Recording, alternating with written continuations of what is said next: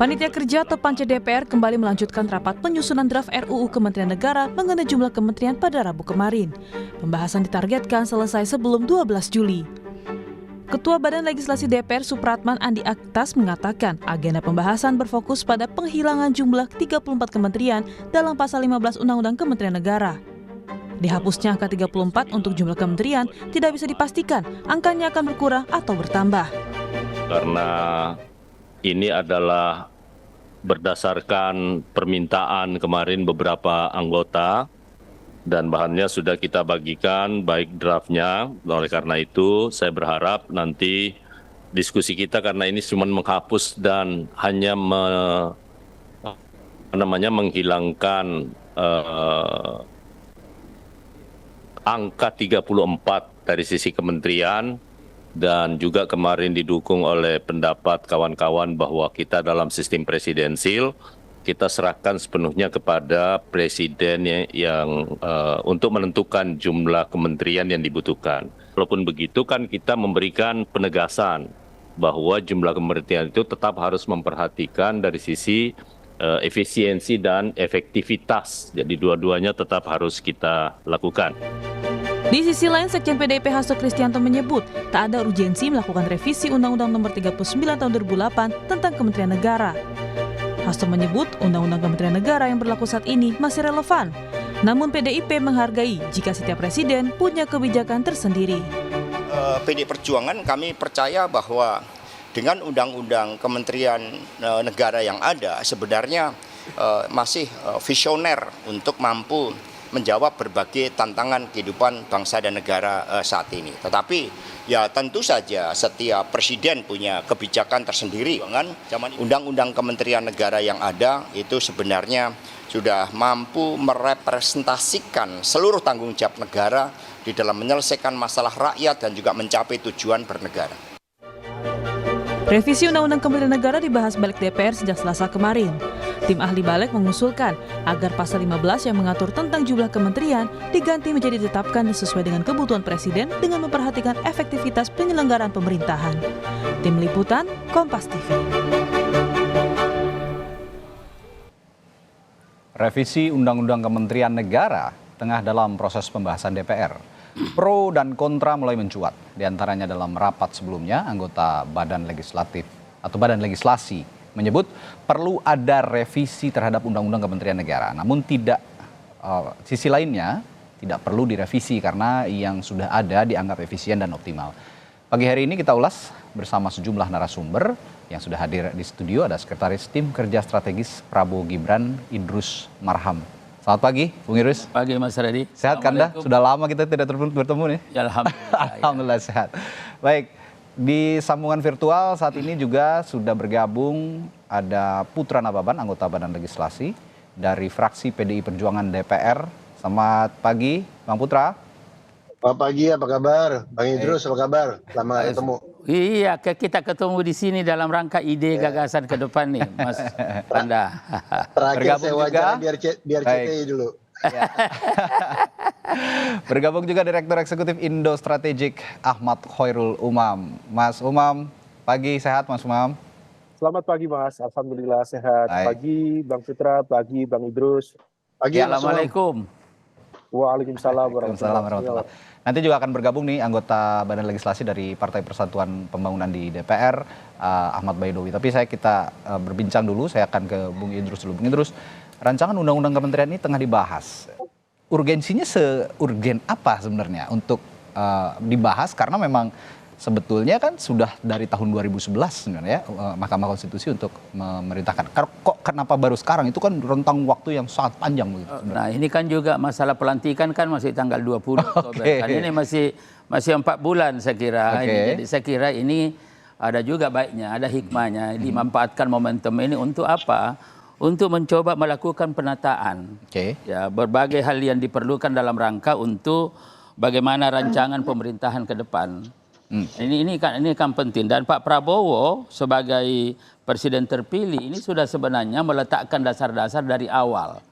Pak Prabowo dari awal itu sudah pidato pertamanya sudah bicara tentang konstitusi, tentang persatuan, bicara tentang sistem ketatanegaraan, bicara tentang sistem politik, sistem pemilu ke depan, yang menurut beliau itu, jadi kita lihat ada konstitusi, kemudian juga mengajak beliau bagaimana supaya kita satu kesatuan, karena sistem ketatanegaraan kita, sistem pemerintahan kita itu mestinya kan asasnya kekeluargaan dan kegotong royongan. Jadi ada nilai-nilai di situ, ada semangat kebersamaan, ada semangat persatuan, dan ada semangat kekitaan. Nah, itu dalam rangka itulah sebenarnya yang dilakukan oleh Pak Prabowo. Setelah itu diikuti lagi pidato, yaitu mengedepankan politik gagasan. Ya, pikiran-pikiran yang kita kedepankan, kalau dalam istilah saya dulu ketika jadi ketua KNPI, ide dan gagasan sebagai instrumen. Nah, ini kan berarti bicara konsep ke depan dan lain-lain sebagainya. Dan oleh karena itu maka konstruksi berpikir yang dikedepankan oleh Pak Prabowo untuk mendesain kabinetnya ke depan ini, itu betul-betul didasarkan pada pertimbangan-pertimbangan rasional objektif dan tetap pada konstitusi yang ada. Nah, oleh karena itu Mas Radi, saya ingin dulu, apalagi narasumber yang ada ini, menyampaikan bocoran bahwa kalau ada pembicaraan-pembicaraan sebelumnya bahwa ada 40 menteri, ada apa, itu bukan hanya hoax, tapi hoax. Maksud saya ini bohong besar, karena Pak Prabowo belum pernah bicara berapa anggota kabinet yang diperlukan. Tetapi konstruksinya apa? Kalau konstitusi kita, undang-undang kita, aturan kita, ya sekarang ini kan sangat tergantung pada ide, ya kepada visi misi presiden untuk menentukan program ke depan. Nah, sekarang ini kalau tahapan-tahapan yang ada, visi misi ini mestinya kan di breakdown. Ya, dalam bentuk program-program ya yang nyata, yang orientasinya adalah memenuhi kebutuhan rakyat, menyelesaikan masalah rakyat, dan memberikan harapan masa depan yang lebih baik. Nah, setelah program-program ini itu perlu diwadahi di mana?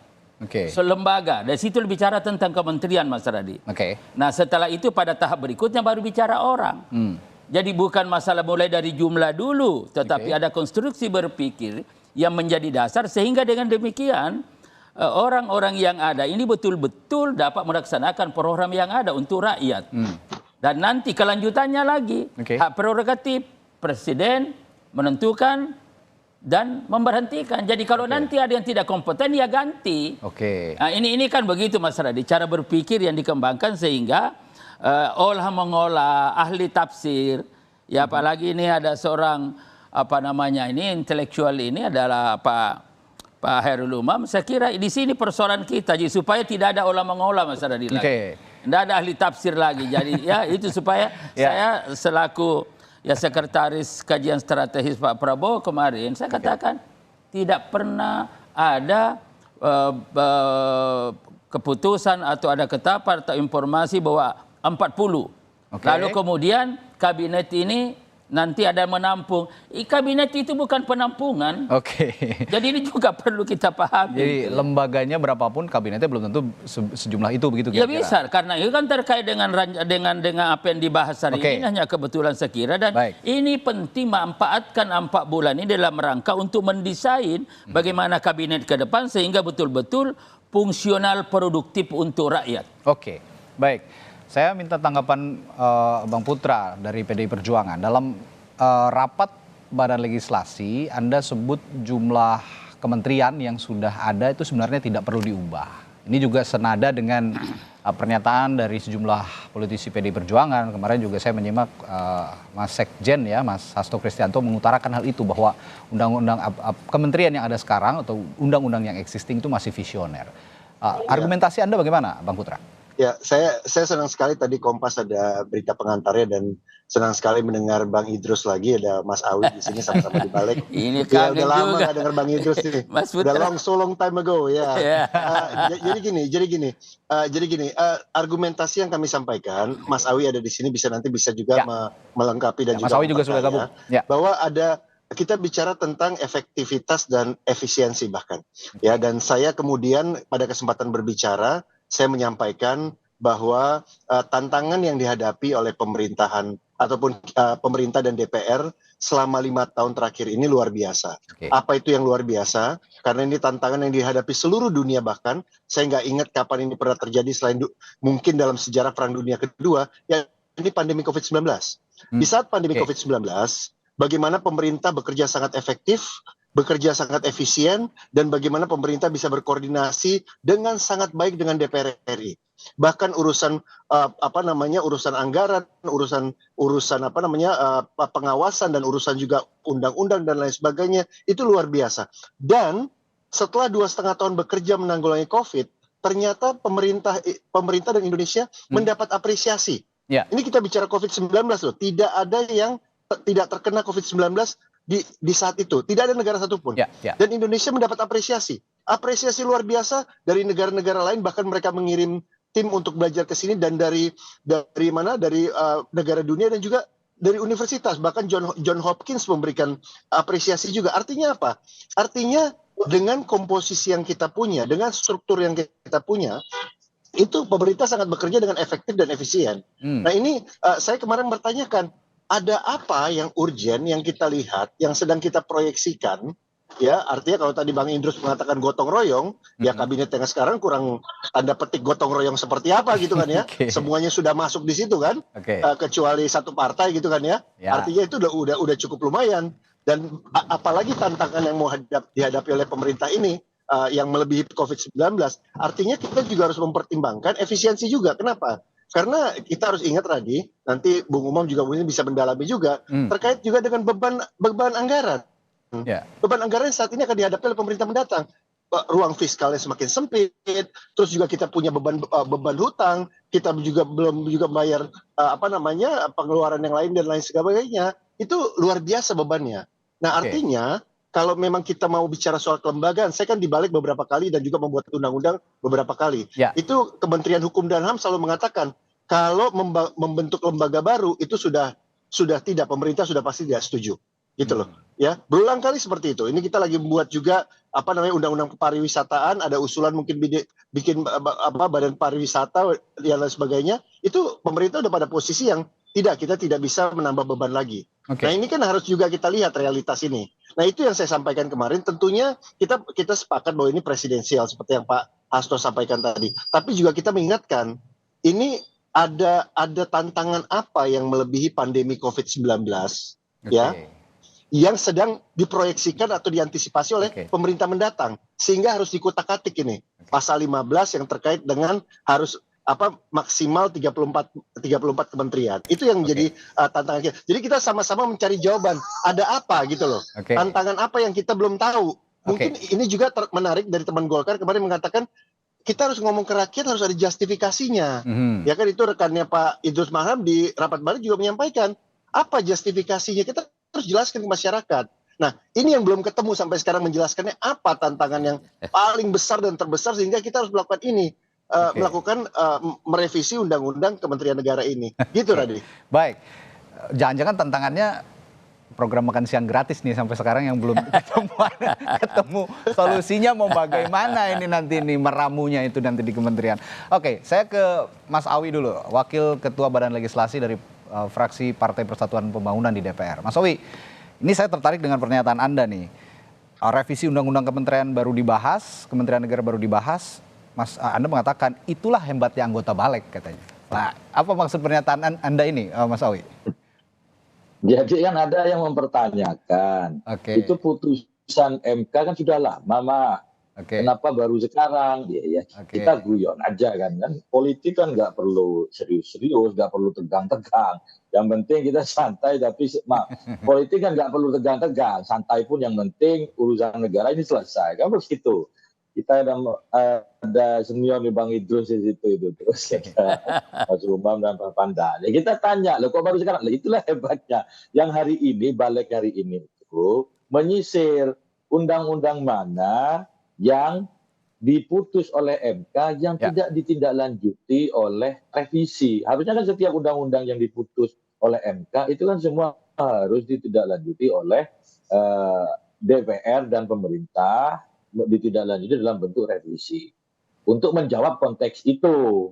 Jadi guyon aja. Namun demikian, kenyataan di lapangan memang Badan Legislasi hari ini di akhir masa periode ini sedang mendapatkan data dari Badan Keahlian DPR. Itu memang ada puluhan undang-undang yang harus di follow up berdasarkan putusan Mahkamah Konstitusi. Kita tidak ingin meninggalkan PR yang terlalu banyak untuk periode yang berikutnya. Setidaknya kita ingin memberikan legacy kepada periode yang akan datang bahwa setiap ada putusan Mahkamah Konstitusi itu seharusnya harus ditindaklanjuti dengan langkah merevisi undang-undang. Karena memang seperti itu alurnya. Nah, kembali kepada persoalan terkait dengan revisi undang-undang kementerian ini, ya kita menggunakan logika itu bahwa ada putusan MK. Terus pada saat yang bersamaan ada hiruk pikuk isu mengenai jumlah kementerian, ya sebuah kebetulan. Terus kemudian kita di balik tidak pernah bicara tentang jumlah. Kita memberikan kepada presiden untuk mengukur seberapa butuh jumlah kabinet yang diinginkan, ya silakan, karena ini sistem presidensial. Nah, ya, baik. Seperti itu. Baik, ini saya juga mencatat begitu ya, bahwa sebenarnya di balik juga ada puluhan beleit yang mesti ditindaklanjuti atau direvisi begitu.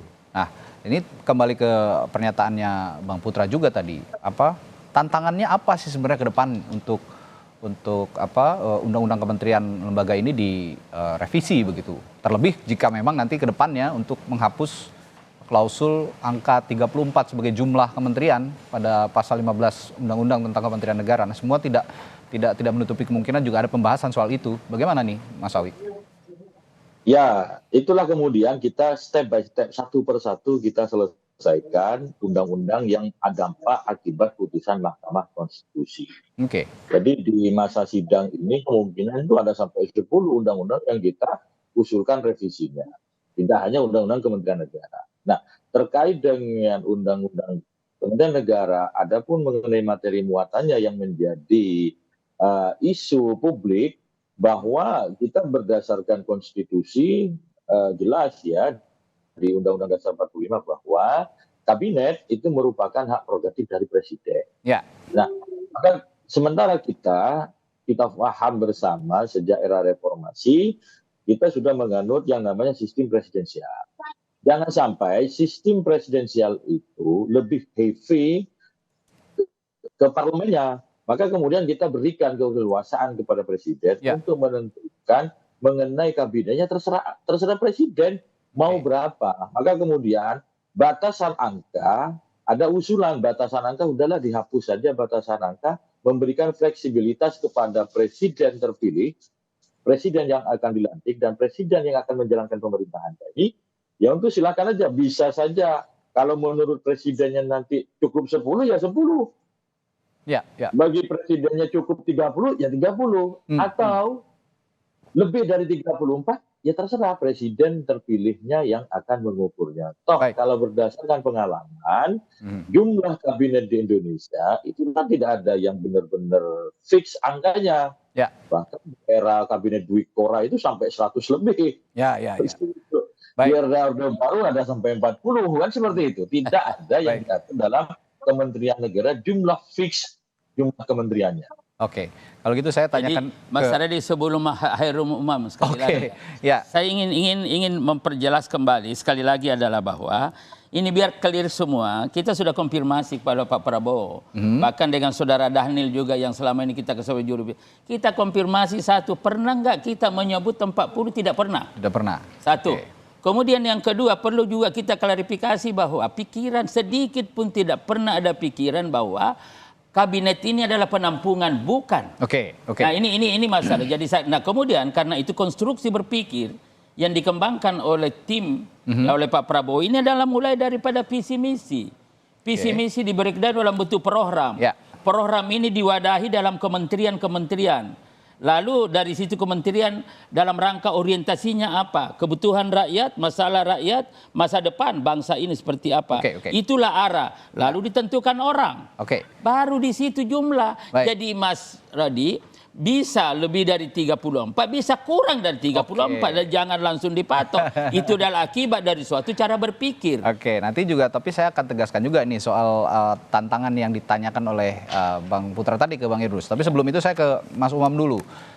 Mas Umam, ini kan ramai-ramai ya sejumlah anggota DPR, terutama yang partainya pada saat pemilu 2024 kemarin di Pilpres itu mengusung Prabowo Gibran, mengatakan bahwa ini hanya kebetulan saja begitu. Termasuk Mas Awi juga tadi sepertinya sempat menyinggung ini suatu kebetulan bahwa pembahasan ini dilakukan di tengah Pak Prabowo sempat bilang akan menambah kementerian begitu. Ini menurut Anda memang benar-benar coincidence atau bagaimana? Analisis Anda bagaimana, Mas Umam? Kalau terkait dengan konteks koinsiden atau tidak, saya pikir tidak ada sesuatu yang sifatnya koinsiden dalam politik. Semuanya sudah dinegosiasikan, semuanya sudah dihitung. Nah, oleh karena itu kalau misal tadi Bang Idrus menyampaikan tidak ada pembicaraan khusus, bahkan Pak Prabowo sendiri juga belum menyampaikan keterangan mengenai hal ini, ya ini menjadi bagian dari sebuah pertanyaan. Apakah memang betul genuine dari Pak Prabowo ataukah sebenarnya ada elemen di lingkaran Pak Prabowo misalnya yang mencoba untuk membuka ruang manuver dalam perumusan kabinet yang akan datang. Karena bagaimanapun juga kalau misal kita cermati beberapa waktu lalu misalnya ada yang mengatasnamakan asosiasi ya pengajar tata hukum negara dan sebagainya yang mengusulkan 42 secara spesifik untuk peningkatan jumlah kementerian. Sebenarnya angka itu bukan menjadi sebuah prioritas. Yang terpenting concern kita adalah soal good governance. Tata kelola pemerintahan yang seberapa efektif, seberapa kemudian mampu menghadirkan sebuah tata kelola pemerintahan yang memang betul-betul sesuai dengan apa yang diharapkan, apa yang dijanjikan dalam visi misi di kampanye kemarin. Karena kalau misal kemudian kita hanya merujuk pada angka, angka itu sesuatu yang abstrak. Yang terpenting adalah nomenklatur apa misalnya dalam konteks ketatanegaraan, dalam konteks kehidupan pemerintahan yang memang betul-betul dianggap sebagai sebuah prioritas utama. Nah, kalau misal kemudian itu sudah bisa ditetapkan, maka kemudian disitulah angka akan ditemukan. Kalau misal kita merujuk pada angka, 34 itu sudah termasuk cukup besar, cukup banyak. Let's say kita merujuk pada kabinet di Amerika. Berapa? Kabinet di Amerika kementerian hanya 15 kementerian. Tetapi elemen di dalamnya cukup kompleks. Koordinasinya dengan negara bagian atau state juga cukup efektif. Kemudian elemen-elemen badan yang berada di bawah presiden juga bisa berjalan dengan baik. Atau misal kita bergeser misalnya, lembaga atau negara di kawasan Asia yang kita anggap let's say bisa menghadirkan good governance dan juga public delivery service yang baik. Di Jepang misalnya, kementerian praktis hanya ada 11. Kemudian di Singapura misalnya, kementerian praktis hanya ada sekitar 18 atau 19. Nah, kalau misal kemudian ini dijadikan sebagai rujukan, angka bukan menjadi sebuah patokan, tetapi bagaimana kemudian negara-negara itu menetapkan nomenklatur dan bidang mana yang kemudian menjadi prioritas utama. Jangan sampai kita sudah tahu semuanya, problem dari birokrasi itu adalah ego sektoral. Problem dari birokrasi adalah ketidakmampuan memanage cross-sectoral coordination. Kalau misal kemudian itu terus diberikan ruang dengan membuka ruang manuver yang semakin besar, menurut informasi bahkan 48 itu angka yang saya terima, 48 kementerian yang konon kabarnya akan di-generate dari pemerintahan baru Prabowo Gibran nanti. Kalau misal kemudian itu dihadirkan, maka subjektivitas kita dalam melihat itu ini bukan sekedar untuk memperkuat nomenklatur tupoksi dalam sebuah pemerintahan, tetapi ada motif lain. Salah satu motifnya adalah politik akomodasi. Nah, kita berharap pemilu itu menghasilkan betul-betul zakon kabinet ahli, siapapun. Kabinet ahli itu bukan berarti isinya profesional semua, bukan berarti yang dari partai itu tidak profesional. Ini Mas Awi ini profesional juga, Bang Putra profesional juga. Nah, oleh karena itu ini yang kemudian harus kita tekankan. Jangan sampai kita berdebat dalam soal angka, tetapi kemudian lupa dalam merumuskan ini prioritas mana saja yang harus ditekankan. Misalnya beberapa terkait dengan konteks pendidikan. Pendidikan sekarang itu tersebar di hampir semua lembaga kementerian itu ada pendidikan. Masing-masing kementerian punya universitas. Let's say ada Unhan misalnya, Universitas Pertahanan di bawah Kemenhan. Ada kemudian Kementerian Agama, tentu membawai UIN, IAIN, kemudian Universitas di Kemendikbud sendiri juga mewadahi cukup banyak sekali lembaga-lembaga pendidikan. Pertanyaannya, kenapa tidak disederhanakan?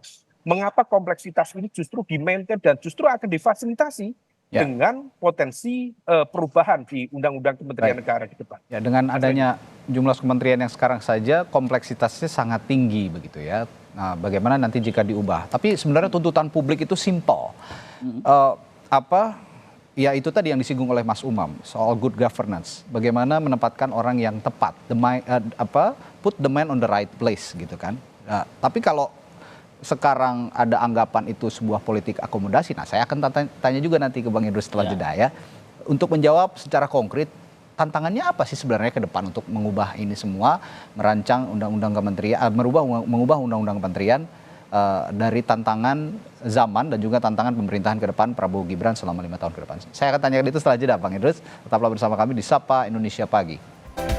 Kembali di Sapa Indonesia Pagi, kita masih membahas rencana revisi Undang-Undang Kementerian yang dikatakan akan mengakomodasi kepentingan atau visi misi yang dirumuskan oleh Presiden dan Wakil Presiden terpilih Prabowo Subianto dan Gibran Rakabuming Raka untuk 5 tahun ke depan. Nah, tadi saya tanyakan ke Bung Idrus, publik itu simpel kan inginnya ya, sebenarnya ya put the man on the right place untuk menjaga tata kelola pemerintahan yang baik, good governance kalau kata Mas Umam tadi. Tapi ada juga pertanyaan dari Bang Putra tadi, apa sebenarnya tantangannya sih ke depan ini? Belum jelas juga dibahas di Badan Legislasi untuk menjawab kepentingan Prabowo Gibran inti ataupun dari Bang Idrus sendiri, dari tim yang diutus oleh Prabowo Gibran, mengubah undang-undang kementerian ini disesuaikan dengan visi misi. Bahkan nanti katanya akan ada penyesuaian lagi. Memang setiap rezim ada penyesuaian. Nah, ini ada penyesuaian lagi. Begitu. Jadi sekali lagi Mas Radi, saya katakan begini, ini semua sudah, ini kita sama sebenarnya. Bagaimana kabinet ke depan ini bisa efisien dan efektif. Tetapi sistem juga memberikan ruang kepada kita untuk melakukan penataan. Kenapa? Karena memang sekarang ini kan bertumpu pada visi misi Presiden. Ya beda dulu kan, ada GBHN, tapi meskipun pada tahun 2004 itu ada rencana pembangunan jangka panjang, menengah, dan pendek dan lain-lain sebagainya, tetapi tetap penekanannya itu. Nah, karena dalam rangka itulah sekali lagi bahwa 4 bulan ke depan ini betul-betul dilakukan berdasarkan suatu konstruksi berpikir bahwa ada visi misi diberi dalam bentuk program. Program ini dicarikan nomenklatur kementerian tadi Mas Hairul Umam. Nah, karena itu kan perlu ada penataan di sini seperti apa. Nah, penataan ini kan melalui revisi undang-undang. Nah, itu kan sebenarnya. Setelah itu nanti, setelah ini ditentukan untuk menjamin program-program itu bisa berjalan dengan baik untuk rakyat, maka pilihlah orang-orangnya. Itulah tadi. Kalau ini tidak ada gunanya kalau orang yang duduk di situ tidak kompeten. Tidak profesional, tidak kompeten. Dan jangan lupa juga hasil-hasil survei yang ada juga menunjukkan bahwa tidak produktifnya sebuah pemerintahan karena tidak seimbang antara kompetensi yang dimiliki dengan posisi yang diduduki. Nah ini juga, nah oleh karena itu ini sudah benar alur pikir, jadi bersabar dikit ya karena ini baru di breakdown program ini, visi misi program, setelah itu nanti ditentukan nomenklatur kementerian yang ada, setelah itu nanti orang-orang yang diperlukan berapa jumlahnya, barulah terlibat dengan partai-partai untuk berdiskusi tentang itu. Masalah tantangan Mas Radi, saya kira begini, dalam waktu yang relatif singkat ini untuk menjelaskan tidak begitu mudah. Tetapi saya ingin mencoba menyederhanakan bahwa tantangan kita ke depan ini terkait dengan ini ada hal yang mendesak. Apa yang mendesak? Bagaimana masalah-masalah rakyat bisa dipenuhi? Bagaimana kebutuhan rakyat bisa dipenuhi? Misalkan masalah cabai, masalah beras, masalah bawang, masalah apa dan apa saja kebutuhan-kebutuhan yang ada. Ini kan nanti kan perlu penataan semua. Nah ini harus bahwa kementerian ke depan dan menteri-menteri yang ada ke depan harus mampu menjawab ini. Artinya Kementerian Perdagangan, ada Badan Pangan juga sekarang belum cukup. Nah, bukan. Ini kan perlu ditata dan ini kan masalah boleh jadi kelembagaannya iya, tetapi peran-peran yang ditangani seperti apa. Dan ini harus sinkron Mas Radi, tidak bisa tidak. Jadi kan susah begini. Ada dua hal. Rumah kecil ya kemudian perabot terlalu besar susah ngaturnya. Sebaliknya juga rumah terlalu besar tetapi perabotnya kecil meletakkannya juga susah. Karena itu harus pas. Nah sekarang ini tim Pak Prabowo berada pada membreakdown itu dari visi misi ide program masuk nomenklatur yang gunakan supaya pas. Ya, jadi antara rumah yang ada dengan peran-peran yang ada ini bisa. Jadi menurut Anda rumahnya itu Indonesia yang besar dan perabotnya itu timnya Pak Prabowo yang nanti? besar juga gitu. Tidak seperti, tapi kan ini kita bicara tentang peran. Fungsional atau tidak, yang arahnya adalah efektif atau efisien, yang ujung-ujungnya adalah produktif atau tidak untuk rakyat. Ada satu, jadi sahabat saya ini Mas Putra, jadi gini. jadi ada yang mendesak, ada yang mendasar. Dan menurut kami ke depan ini, tantangan yang mendasar itu adalah penataan kembali, harmonisasi aturan perundang-undangan yang ada.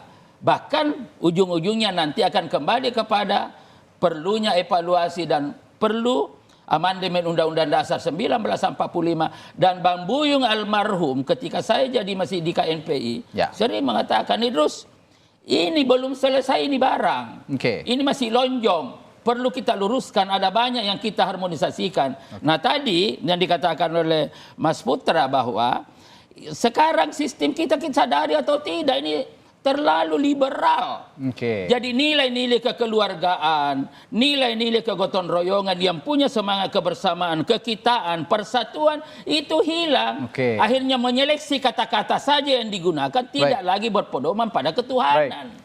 Itu masalahnya. Ini analogi yang menarik tadi Bang Putra. Kalau kata Bang Idrus, rumah besar rumah kecil perabotnya banyak susah juga katanya. Kalau rumahnya besar, rumahnya kecil perabotnya banyak. Sebaliknya begitu. Nah, ini analogi yang menarik untuk dicocokkan dengan urgensi merubah undang-undang kementerian ini. Tapi PDIP juga menyebut tetap akan menghargai hak presiden nanti ya. Kalau saya tidak salah mengutip sejumlah pernyataan dari politisi PDIP. Tapi apa yang seharusnya menjadi input untuk pemerintahan ke depan menurut Anda, Bung Putra? Saya itu sangat apresiasi sama pembuat undang-undang di tahun 2008 ini ya, undang-undang Kementerian Negara ya. Bagaimana visioner sebanyak-banyaknya 34 gitu ya. Saya jadi wartawan sejak Mensesteknya Pak Murdiono gitu ya, dan memantau terus pemerintahan seperti ini, dan kami sudah memiliki 3 presiden, dan bagaimana undang-undang yang dibuat ini sebanyak-banyaknya 34 ternyata bisa menjawab tantangan zaman. Apa yang disampaikan Bang Idrus tadi benar. Terkait dengan urusan cabai, bawang, segala macam. Itu ternyata selama 5 tahun terakhir, semua masalah kerakyatan kita jawab di saat pandemi bahkan. Pandemi COVID-19 yang memungkinkan saya, Mas Awi, dan Mas Umam pakai Zoom. Kalau nggak ada pandemi, nggak mungkin kita pakai Zoom ini. Nggak mungkin. Mas Awi, Mas Umam, Mas saya harus ke Studio Orange. Jadi ini tantangan zaman yang dijawab. Bisa sendiri di sini, Mas Putra. Gitu. Nah, artinya apa? Artinya ini visioner sekali Undang-Undang Kementerian Negara yang sedang kita mau utak-atik gitu loh. Nah, kedua dari insting jurnalistik saya, kalau di dunia politik ya, saya selalu di dunia Polkam sejak tahun 94, kalau ada narasumber dan orang yang berkepentingan selalu ngomong mau ke kiri, pasti dia mau ke kanan. Artinya apa? Kalau berkali-kali dia mengatakan bahwa itu pasti belum tentu lebih dari 34, pasti kurang dari 34, belum tentu ini jangan-jangan 10, itu pasti lebih dari 34. Itu pengalaman jurnalistik saya yang baru 25 tahun. Ya, baru 25 tahun gitu ya. Biasa kalau ngomongnya ke kiri itu maksudnya ke kanan. Supaya gitu. diarahkan dulu ke kiri biar nggak ke kanan dulu, gitu baru ya. ke kanan. Iya, itu ilmu dasar itu. Itu pendidikan reporter yang saya ajarkan sama reporter yang baru. Jadi kalau narasumber bilang kiri itu pasti kanan. Gitu. Apalagi kalau dikatakan berulang-ulang. Gitu. Nah, yang ketiga, saya setuju dengan Mas Umam. Saya di DPR bermitra dengan pendidikan Kementerian Pemuda dan Olahraga. Aduh, sayang sekali sambungan komunikasinya sepertinya agak terganggu nih, Bang Putra. Berada di perjalanan sepertinya. Baik, saya kalau gitu sambil menunggu Bang Putra nanti lebih lanjut ke Mas Awi dulu. Mas Awi, ini sepertinya dengan kok tidak bisa koordinasi ya? Kami di DPR bosnya ada 9 ketua fraksi. Kok kami bisa kompak gitu loh? Ya. Jadi sekat-sekat itu saya suka berkelakar sama pihak pemerintah. Bos kalian satu, presiden. Kok susah sekali koordinasi? Saya sama Mas Awi bosnya beda tapi gampang komunikasi. Gitu loh. Gampang kita kerjasama.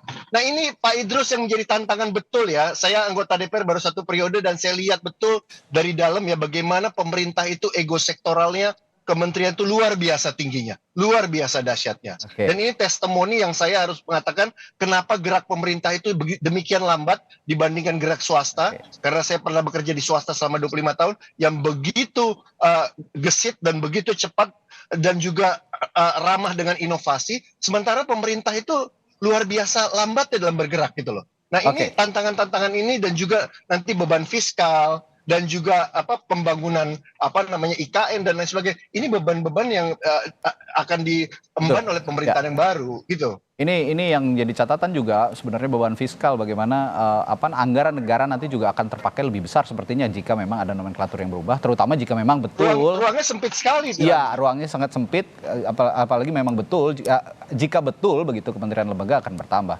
Tapi saya akan tanya ke Mas Awi ini sebagai pimpinan Balek.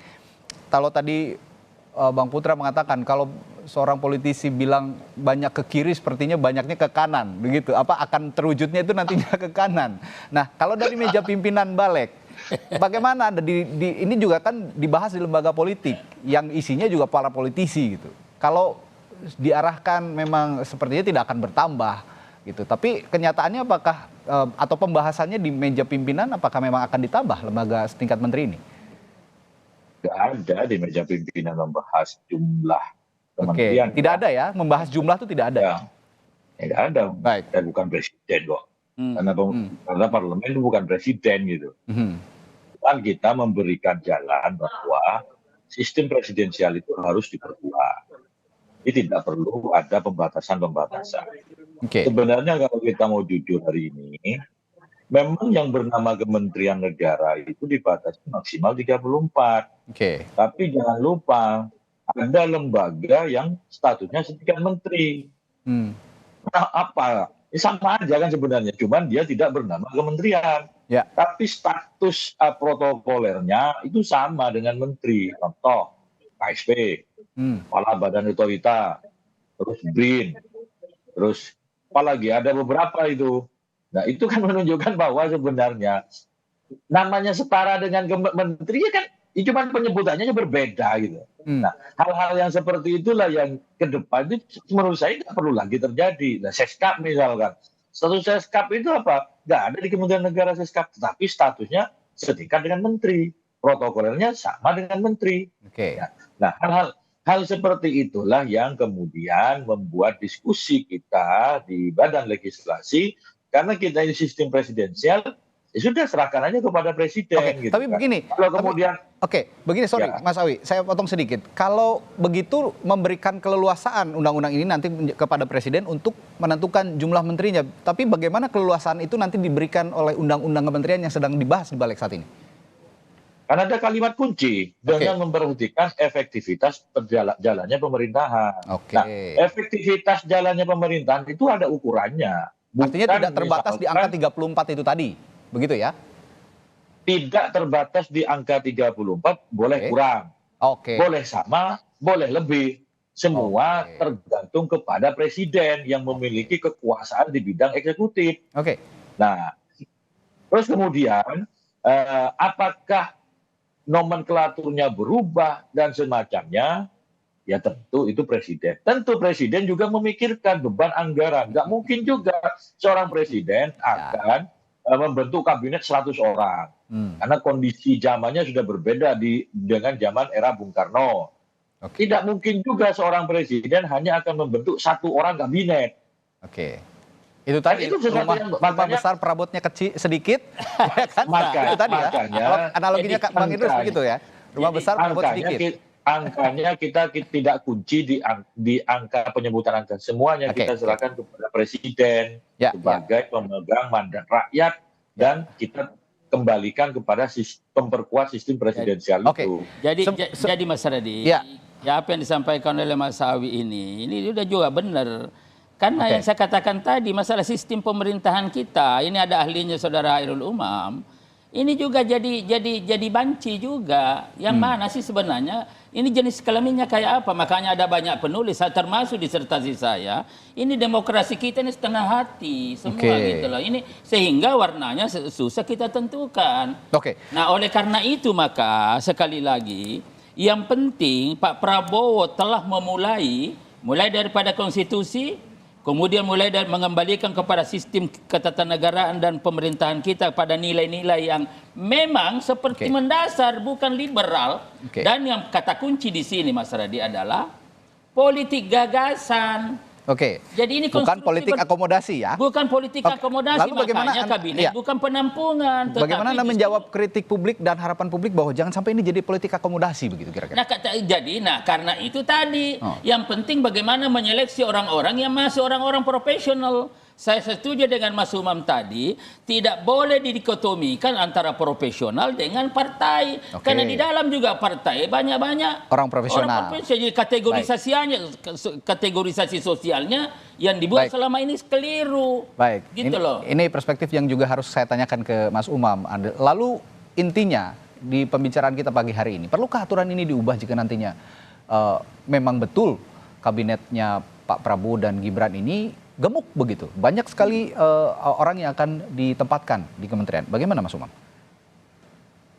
Ya, perlu atau tidak perlu tentu bergantung pada basis argumen masing-masing ya.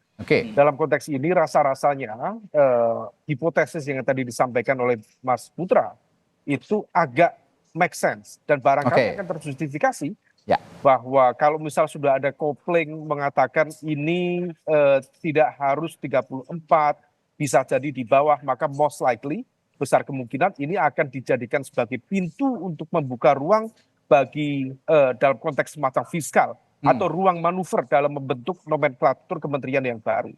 Dan besar kemungkinan memang motifnya adalah politik akomodasi. Nah, tetapi kalau misal kemudian memang demikian, yang menjadi hal yang terpenting adalah sekali lagi menetapkan yang tepat.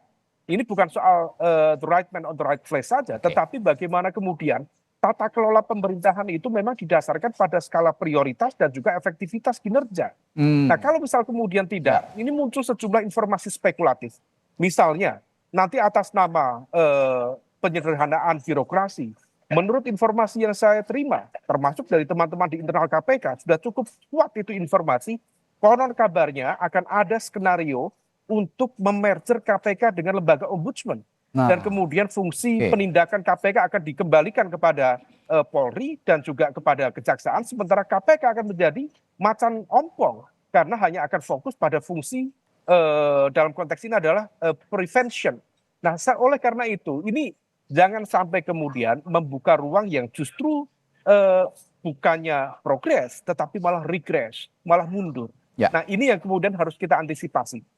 Kalaupun memang yang menjadi bahan pertimbangan adalah politik akomodasi, ini sekedar sebagai saran untuk pemerintahan Prabowo Gibran.